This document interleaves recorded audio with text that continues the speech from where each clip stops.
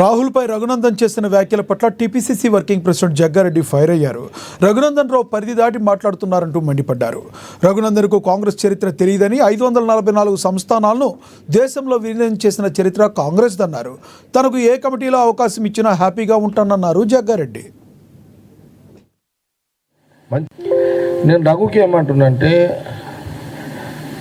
నేను ఒకటే చెప్తున్నా, రఘు, ఒక పొలిటీషియన్గా నువ్వు ఎక్స్పోజ్ కావడానికి నువ్వు ఏది మాట్లాడినా అది నేనేమి కామెంట్ చేయ.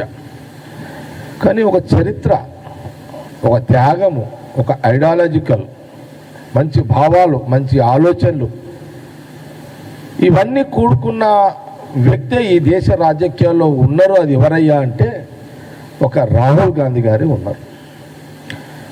ఇది ఏదో మా పార్టీ నాయకుడు కదా అని నేను చెప్పడం కాదు.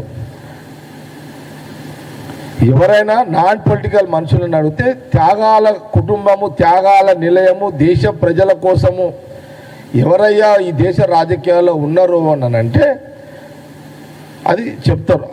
ఆనాటి నుంచి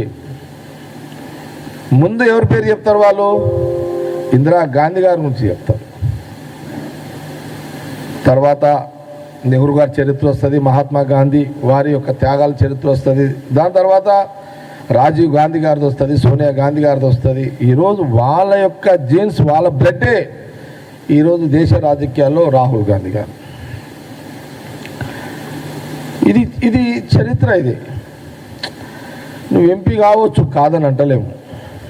నీ ఎంపీ గౌరవానికి మేము నీకు మర్యాద ఇస్తాం కానంటే, కానీ నువ్వు లిమిట్స్ దాటి మాట్లాడుతున్నావు. కాంగ్రెస్లో